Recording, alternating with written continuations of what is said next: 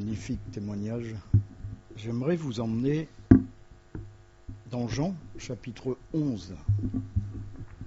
C'est une histoire qu'on connaît très bien. C'est une histoire d'une richesse incroyable. Je ne sais pas si je vais terminer aujourd'hui, donc je vais peut-être couper la prédication en deux, parce qu'il y en a tellement à dire, tellement à dire. Alors, Jean chapitre 11 nous parle de qui ? Lazare.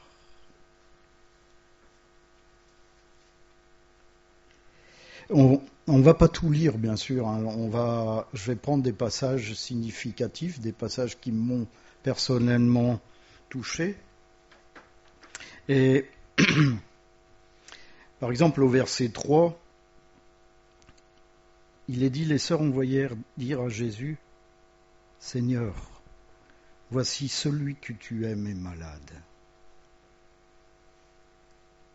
C'est magnifique comme phrase. Et cette phrase est adressée à chacun d'entre nous. Jésus nous aime. Jésus nous aime, et même si nous sommes malades, il nous aime quand même. Est-ce qu'on a conscience de ça ?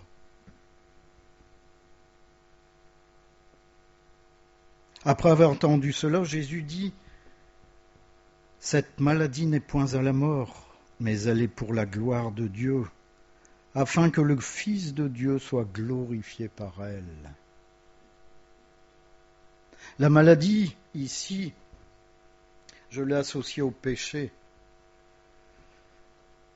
Alors en Christ, c'est cela dont il est question aujourd'hui, en Christ, la maladie du péché ne nous emmène pas à la mort définitive. C'est ce que Jésus est en train de dire. Avec moi, ce péché ne vous emmènera pas à la mort définitive. Parce que si vous prenez Genèse chapitre 1, verset 26, vous allez voir que Dieu dit « Faisons l'homme à mon image ». Faisons l'homme à mon image. Et si on s'arrête là, on dit « Ben oui, on est créé à l'image de Dieu ». Et si on continue, il y a quelque chose de très important qui est noté. C'est qu'on avait la puissance de Dieu. Parce que Dieu nous a donné la puissance de dominer sur tout. Sur tout. Et comme j'ai dit, Adam et Ève ont péché. Et on a perdu cette puissance. Mais on a perdu l'éternité également. Parce que Adam et Ève étaient immortels. Et on a perdu l'éternité. Et Jésus dit, mais cette maladie que tu as aujourd'hui, elle ne va pas t'emmener à la mort définitive. Avec moi, elle ne t'emmènera pas à la mort définitive. Mais elle est faite pour la gloire de Dieu, et c'est ce que chacun nous sommes ce matin. En Christ, nous sommes la gloire de Dieu. Parce que nous sommes le royaume de Dieu sur terre. Parce que Christ habite en nous. Est-ce qu'on a notre conscience ce matin ?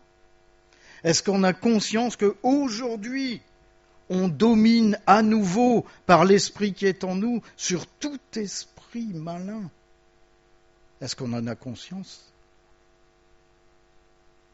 Est-ce qu'on a conscience qu'au lieu de pleurer sur notre sort, on est capable de dire au nom de Jésus, arrière, et tout esprit recule.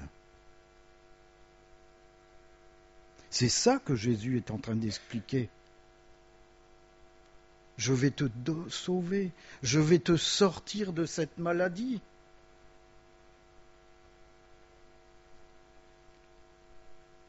Moi, il y a quelque chose qui m'a fait rire. Le verset 6, Jésus apprend que Lazare est malade, il court pour le sauver. Ben non. Oh ben je vais rester 2 jours de plus sur place, tiens. Qu'est-ce que ça montre? Ça montre que Jésus connaît sa puissance. Ça montre que Jésus a son temps. Des fois on pleure, des fois on prie pour sauver tel. Seigneur, sauve telle ou telle personne. Seigneur, guéris telle ou telle personne. Calme-toi, c'est moi qui gère. Je gère. Je reste 2 jours de plus. Comme ça te permettra encore de prier, persévérer, être patient. C'est tout ce qui est expliqué derrière ces choses. Et au bout d'un moment, Jésus dit, retournons en Judée. Ses disciples disent, là, fais attention à toi. Parce que la dernière fois, il voulait te lapider. Alors tu vas quand même pas y retourner. Alors il a, au verset 9, une réponse qui est bizarre. Une réponse qui est bizarre. N'y a-t-il pas 12 heures au jour? Si quelqu'un marche pendant le jour, il ne bronche point, il ne trébuche point, si vous préférez. Parce qu'il voit la lumière de ce monde. Mais si quelqu'un marche pendant la nuit, il bronche, parce que la lumière n'est pas en lui. On est en train de se demander, mais pourquoi Jésus dit cela? Pourquoi il répond ainsi à ses disciples? La première partie, en fin de compte, il parle du fait de marcher dans la volonté de Dieu, et c'est ce qu'il est en train de faire. Il marche dans la volonté de Dieu. Et de ce fait, il est en sécurité. Et si on va en 1 Jean, chapitre 1, verset 7,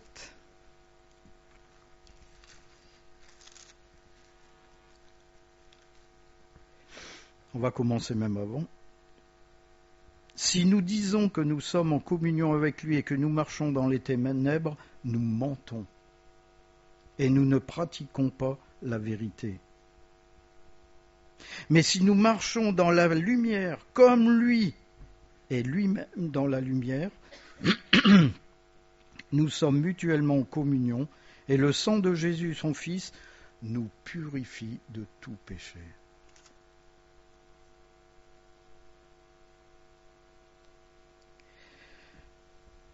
Notre vie est illuminée par la lumière de Dieu. Et cette lumière qui est en nous nous montre qui est réellement Dieu. Il révèle à notre esprit qui est réellement Dieu. Et ça nous, je ne vais pas dire que ça nous force, mais je vais dire que ça nous pousse à avoir cette crainte de Dieu, à avoir ce respect profond pour qui il est. On ne voit plus Dieu comme un juge, mais on voit Dieu comme un père qui aime son enfant. Et c'est ce qu'il est pour chacun d'entre nous ce matin. On aime ce Dieu. Parce qu'on vit dans la lumière, parce qu'on est en communion avec lui, et parce qu'on sait qu'il a donné son Fils Jésus pour chacun d'entre nous. Et c'est le sang de Jésus qui aujourd'hui nous purifie.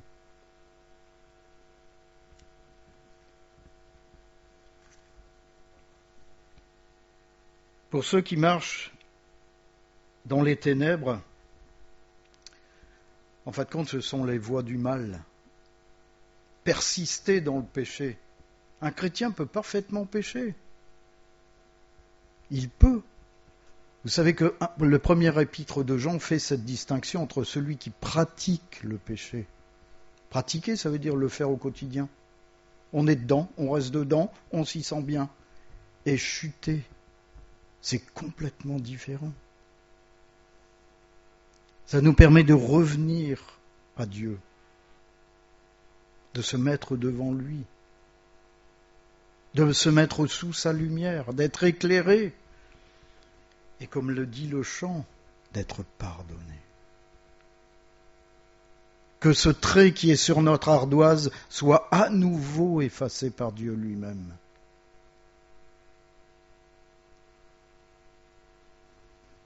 Et Jésus le savait. Vous savez pourquoi il ne craignait pas? Parce qu'il savait qu'il était en train de faire le plan de Dieu. Il accomplissait le plan de Dieu, mais il disait en fin de compte, mais je peux aller n'importe où.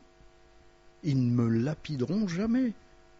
Puisque ma destinée, c'est la croix. Je vous rappelle qu'il a dit à Pierre, arrière de moi Satan. Il ne disait pas cette chose à Pierre, il disait ça au diable qui avait en Pierre, qui l'empêchait de voir que Jésus allait à la croix.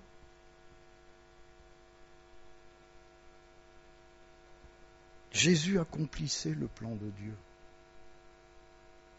Et aujourd'hui, dans nos vies, on accomplit, parce que nous sommes le plan de Dieu. On est ces lumières du monde. On est cette épouse, on le verra mardi, qui doit paraître devant Dieu sans ride, sans tache et irréprochable. C'est ce que nous formons ensemble. Parce que Christ a enlevé cette maladie.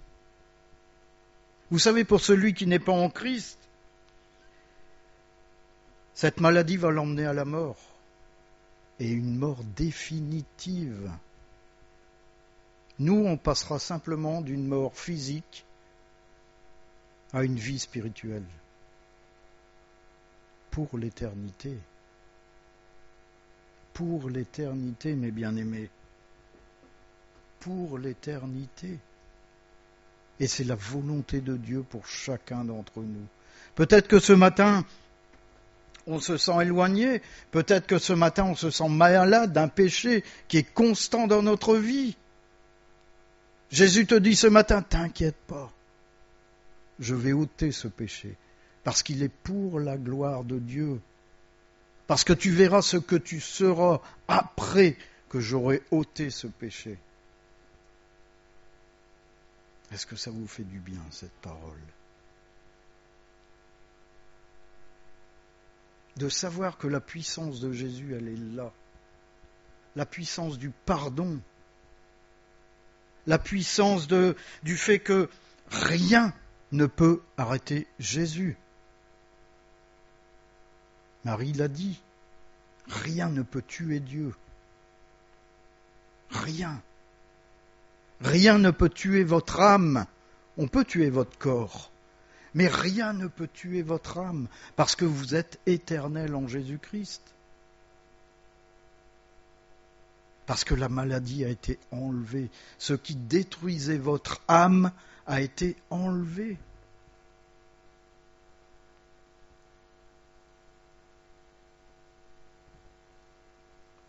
Et pour Christ, en fin de compte, son ami Lazare dormait. J'aime bien cette parole, il dormait. Pendant des années, on a dormi. On a dormi sur ce qui concernait les choses de Dieu. On a dormi sur le salut. Mais bien plus grave, on a dormi sur nos péchés. On était inconscients de nos péchés. Inconscients que cette maladie allait nous emmener à la mort.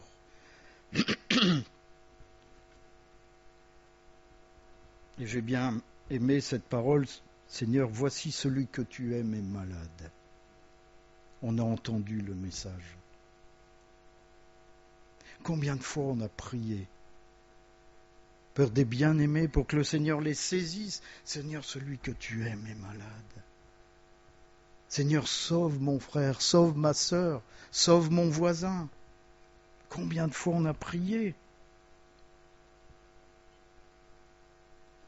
Est-ce qu'on avait cette foi en nous d'attendre la réponse de Jésus? T'inquiète pas, cette maladie ne l'emmènera pas.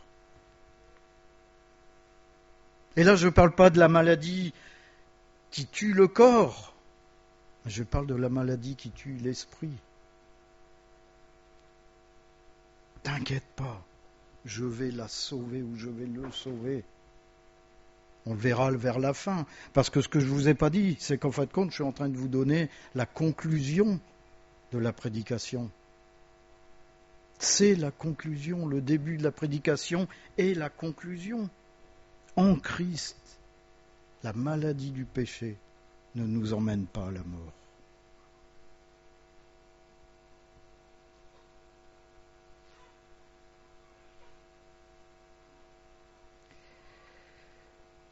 Alors Jésus, à un moment donné, parce qu'il voyait que ses disciples étaient un petit peu... ils ne comprenaient pas trop ce qu'il lui disait, quand il a dit « Mon ami dort », ses disciples lui disent « Mais s'il dort, il sera guéri ». En fin de compte, Jésus est en train de lui parler de la mort, la vraie mort définitive. Alors Jésus leur a dit, Lazare est mort. C'est ce que nous étions dans le péché. Nous étions morts. C'est Jésus qui le dit, tu es mort dans ton péché. Et à cause de vous, afin que vous croyiez, je me réjouis de ce que je n'étais pas là. Ça, c'est important. Ça, c'est très important. On oublie souvent que des fois on prie, et on prie, mais on se dit, peut-être dans notre cœur, on se dit, mais il n'est pas présent, je ne sais pas s'il pourra intervenir, je ne sais pas si... si vous lisez l'histoire du centenier, il a été voir Jésus et il a dit, mais mon serviteur est malade, celui que j'aime, il est malade. Et en fait, compte, c'est les gens qui devaient porter la nouvelle, ils étaient encore sur le chemin du retour que le serviteur était déjà guéri. Ça prouve une chose, c'est que rien n'arrête la guérison de Jésus-Christ. Et il n'a pas besoin d'être présent physiquement. C'est intéressant pour nos prières, pour nos intercessions. Est-ce qu'on a cette foi de savoir que, à distance, le Seigneur nous écoute et il guérit. Vous savez, quand les gens sont venus devant Jésus, ils lui ont dit, mais celui que tu aimes est malade. Ils espéraient que Jésus bondisse et court tout de suite à voir le Lazare. Mais Jésus, il est resté. Il est resté 2 jours de plus, ce qui prouve la puissance de Christ. Et ce que j'ai oublié de dire, c'est que en Éphésiens 4, 17, par exemple, tout à l'heure,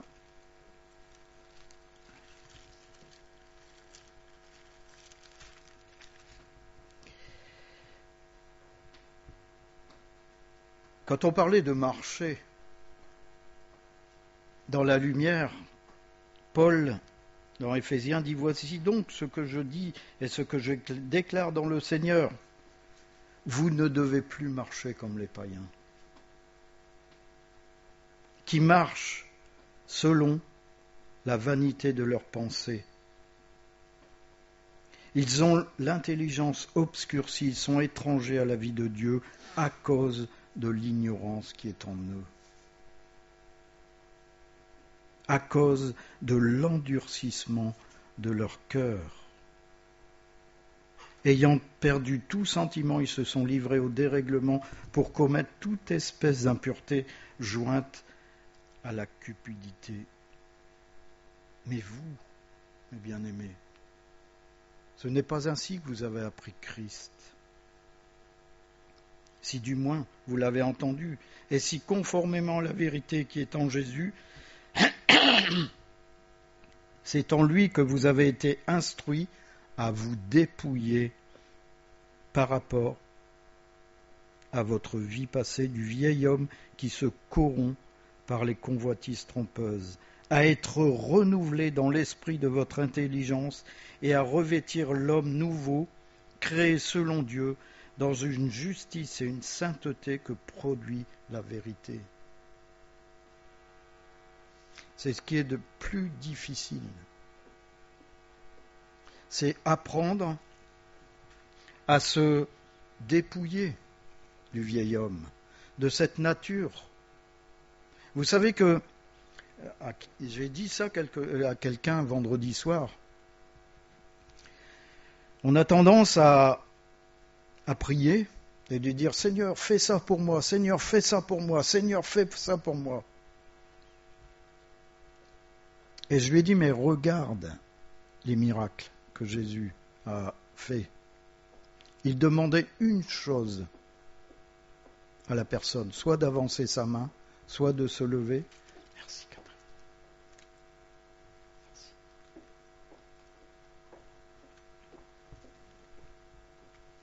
C'est-à-dire qu'il demandait à la personne une contribution. Et ça, on l'oublie souvent. Vous savez que quand on parle de repentance, par exemple, on ne demande pas seulement au Seigneur de nous pardonner ce péché qu'on est en train de lui dire, mais on est en train de déclarer au Seigneur, Seigneur, mais je vais faire demi-tour je vais plus faire cette chose. Je ne le ferai plus. C'est ça la repentance. C'est-à-dire que on sait que le Seigneur va agir. Mais le Seigneur attend de nous qu'on soit honnête et sincère, c'est-à-dire qu'on se bat contre ces choses qui sont en nous. Et c'est ainsi qu'on a appris Christ. C'est ainsi qu'on a appris Christ. À être pur devant lui, à être saint devant lui. Quand je disais que Dieu nous avait fait à son image, c'est-à-dire qu'aujourd'hui, lorsqu'il nous regarde, il voit son Fils Jésus. C'est ça notre défi ce matin. Et on ne peut plus marcher comme les gens du monde, parce qu'on est à l'opposé des gens du monde. Vous êtes ce matin l'opposé du monde. Vous allez être haïs par le monde, parce que vous êtes différents. C'est bizarre, ils sont différents. Ils sont drôles, ces gens-là. Ils pensent pas comme nous. Ils vivent pas comme nous. Mais leur vie, ça va s'arrêter et la vôtre va continuer. Vous savez, quand vous pensez aux noces de l'agneau, c'est magnifique. C'est magnifique, les noces de l'agneau. Il y aura votre nom, vous savez, ce petit caillou blanc sur lequel votre nom va être marqué, un nom nouveau. Le nouveau nom que Dieu vous aura donné. Je ne sais pas si vous avez déjà été invité dans un mariage ou autre où vous aviez votre nom. Alors déjà, on regarde tous où on est placé. Et là, on sera aux noces de l'agneau avec ce nom nouveau sur ce caillou blanc. C'est ce que Paul l'Apocalypse vous dit. Quel bonheur. Quel bonheur. Quel bonheur tout ça parce que Christ a dit un jour, cette maladie que tu as en moi, elle n'existe plus. Mais aujourd'hui, je te demande de marcher comme moi j'ai marché. Je te demande de me suivre. On verra après, de porter ta croix. Parce qu'on sait que on va être persécuté, parce qu'on sait qu'on va connaître les mêmes souffrances que Jésus. Est-ce que vous en êtes conscient ? C'est la finalité de ce monde. Parce que le monde aujourd'hui vomit Dieu. Mais le monde va nous vomir comme il a vomi Jésus. Mais qu'est-ce que ça peut faire ? Qu'est-ce que ça peut faire que notre corps soit détruit pour connaître une éternité en lui ? C'est ça le but de l'amour de Dieu pour chacun d'entre nous. C'est pas qu'on connaisse les souffrances, que Dieu va être content parce qu'on est persécuté, c'est absolument pas ça. C'est le fait que on suit ce qu'on a appris de Christ.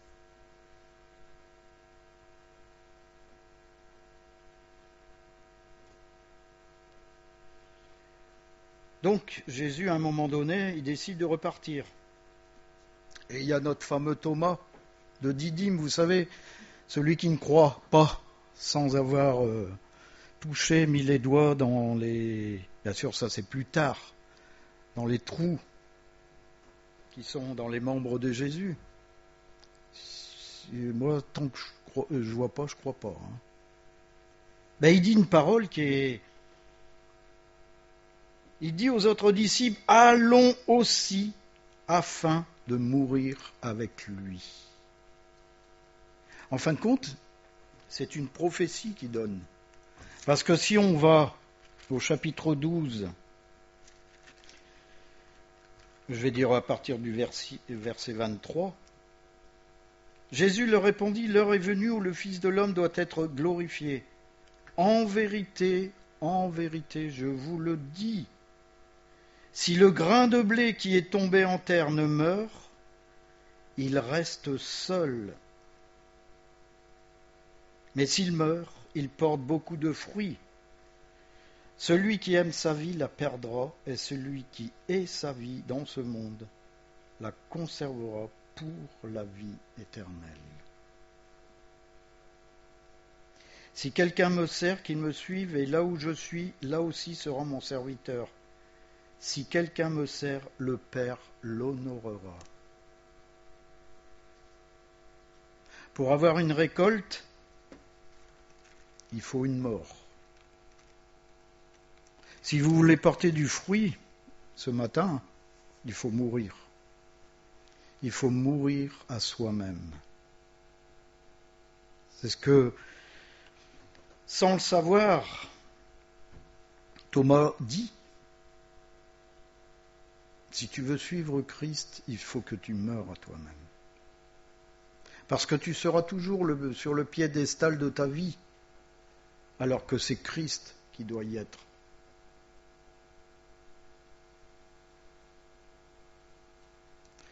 Paul disait, car j'ai tant aimé Christ que la mort m'est un gain.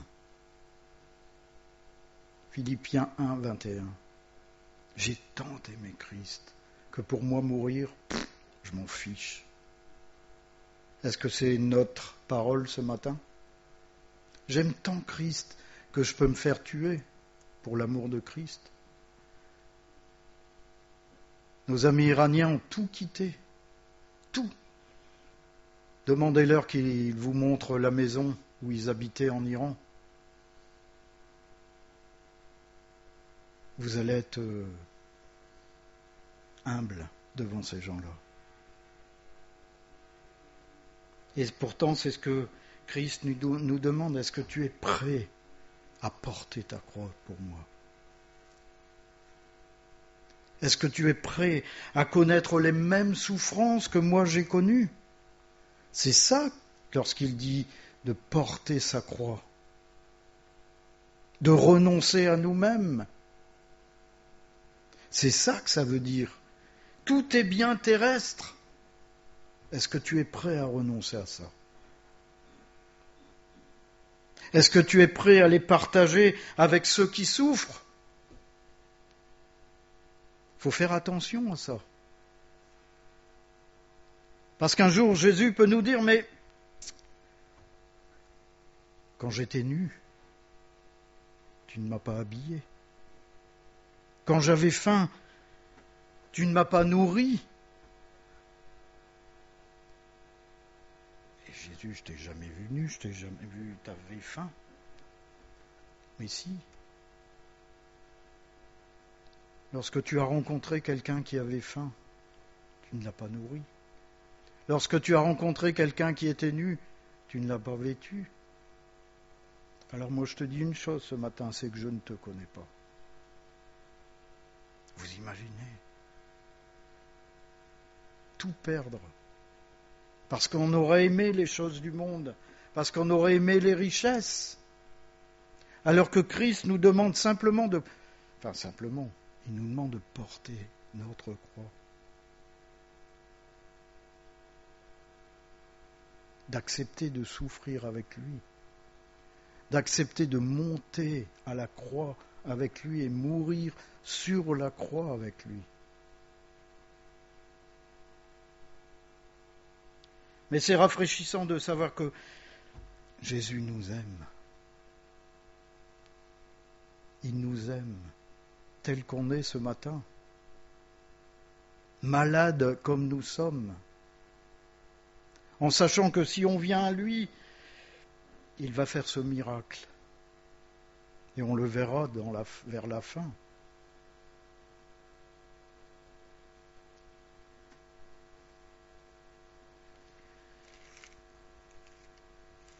Donc il faut mourir à soi-même pour porter du fruit.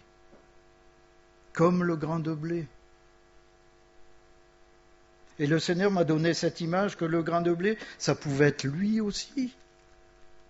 Lui devait mourir pour que d'autres, c'est-à-dire nous soyons le fruit de Christ.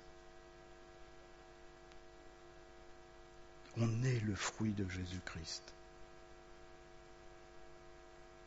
Nous sommes chacun ce grain qui est issu du grain qui est mort. Et aujourd'hui, Christ attend de nous que nous portions les mêmes fruits par la puissance de son esprit. Alors est-ce que ce matin, tu es prêt dans ta vie de tous les jours à mourir à toi-même ?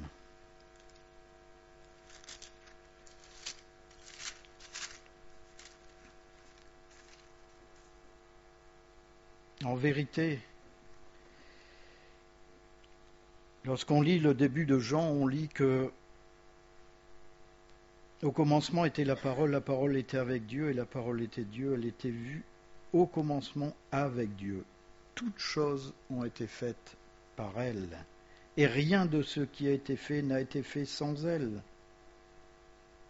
En elle était la vie, et la vie était la lumière des hommes. La lumière luit dans les ténèbres, et les ténèbres ne l'ont point reçue. C'est ça tout le problème de ce monde aujourd'hui. C'est que Christ est encore là. Christ est encore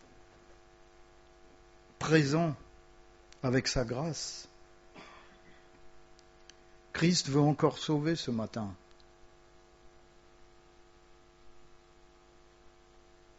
Mais les ténèbres refusent. Les ténèbres refusent de le voir. Les ténèbres refusent la vérité. Parce que la vérité révèle les choses qui sont en nous. Lorsqu'on reçoit Christ en nous, on ne peut plus être celui qu'on était avant. C'est impossible. C'est impossible. Si tu prends un cachet pour le mal de tête, dans le quart d'heure qui suit, tu n'auras plus mal à la tête.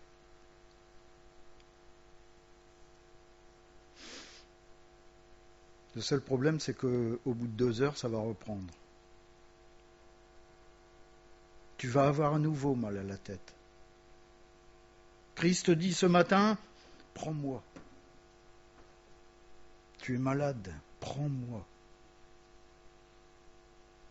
La différence avec la solution du monde, c'est que si tu prends Christ dans ta vie ce matin, tu n'auras jamais plus mal à la tête. Jamais plus. Parce que tu auras accepté cette vérité qui éclaire toutes les choses de ta vie. Vous savez, on vous a souvent répété, dans la police, c'était flagrant. On nous a montré un jour, ils avaient pris et on avait fait une expérience, ils avaient mis une tache de sang, ils l'avaient nettoyée. La personne est arrivée avec une lumière bleue, donc le carrelage était comme ça, vous voyez, magnifique. On a éteint les lumières, la personne est venue avec la lumière bleue. Oh, vous auriez vu la tache.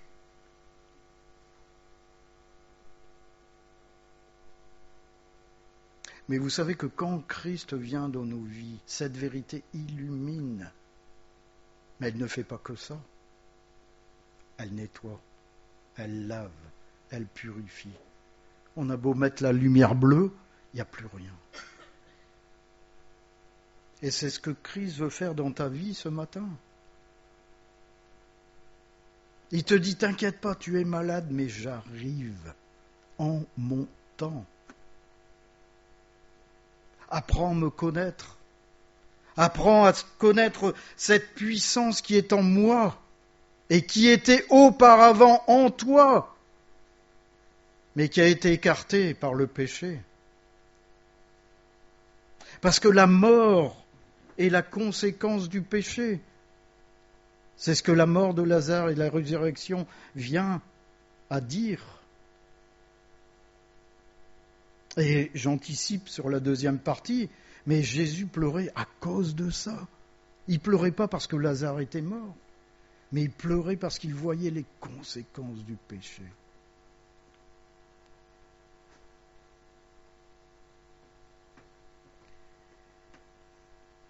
Est-ce que tu veux vraiment accepter ce matin la lumière de Christ dans ta vie? Est-ce que tu veux vraiment accepter cette vérité? Parce que ça va t'obliger à changer radicalement. Ça va t'obliger à faire demi-tour dans tout ce que tu fais aujourd'hui, dans tout ce que tu es aujourd'hui, d'abandonner ton ancienne vie. C'est ce que j'ai dit à la personne que j'ai eue vendredi. Est-ce que tu as abandonné ta vie?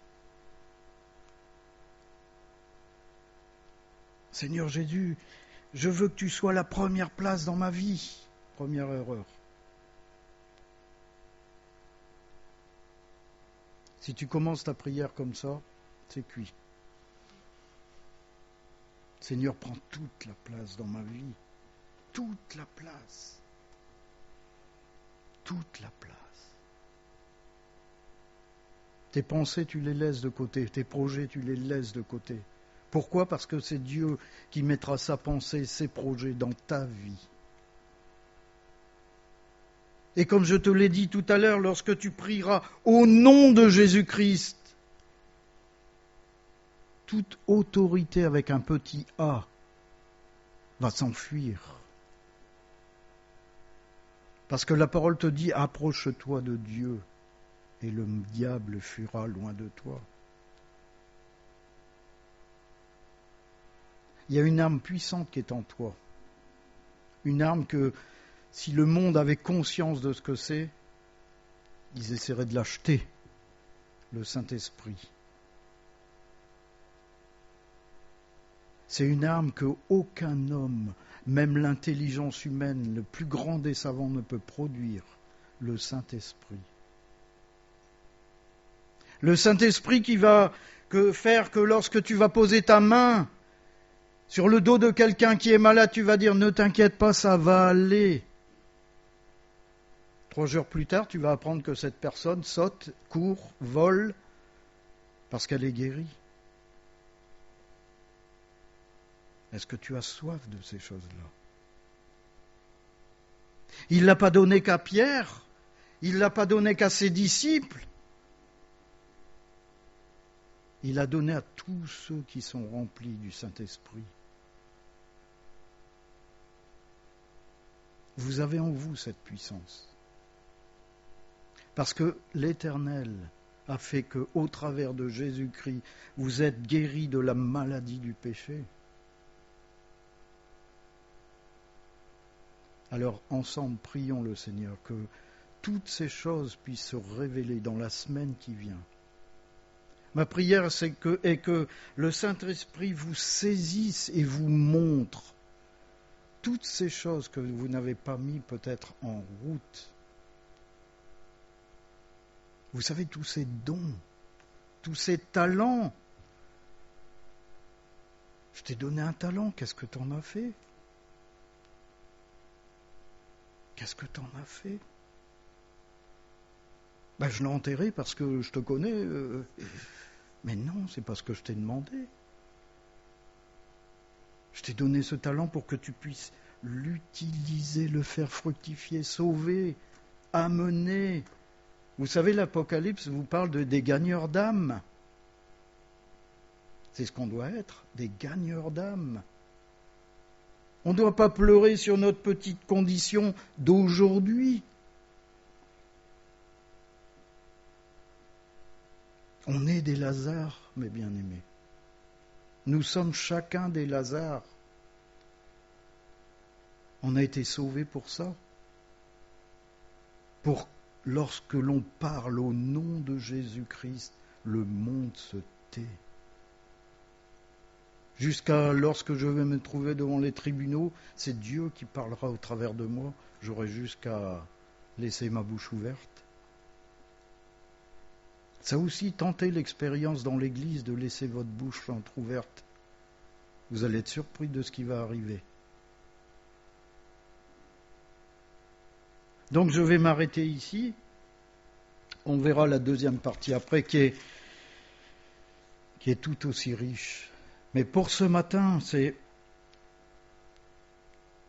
que j'aimerais vous laisser, c'est est-ce que vous avez soif de mettre en œuvre cette puissance que Christ vous a donnée? Vous n'êtes pas chacun des piètres chrétiens. Vous êtes des enfants de Dieu, remplis de la puissance de Dieu, remplis de Dieu lui-même. Vous êtes le temple du Saint-Esprit. Et n'oubliez jamais que Jésus a dit, mais elle est pour la gloire de Dieu. C'est ce que vous êtes ce matin. En Christ, vous êtes pour la gloire de Dieu. Voilà, mes bien-aimés, on va prier. Merci Seigneur, parce que en toi et avec toi, Seigneur, tu as tout rétabli en nous. Tout ce que nous avions perdu, cette éternité, cette puissance, ce pouvoir de domination sur tout ce que tu avais créé, nous l'avions perdu, Seigneur. Mais comme a dit Gertrude, Seigneur, tu nous as restitué ces choses en Christ. Tu nous as réconciliés avec toi. Et aujourd'hui, Seigneur, nous sommes capables de guérir par la puissance de ton nom. Parce que tu nous as ôtés de cette mort définitive pour nous emmener vers une vie éternelle. Et Seigneur, je te loue pour cela, au nom de Jésus-Christ. Amen.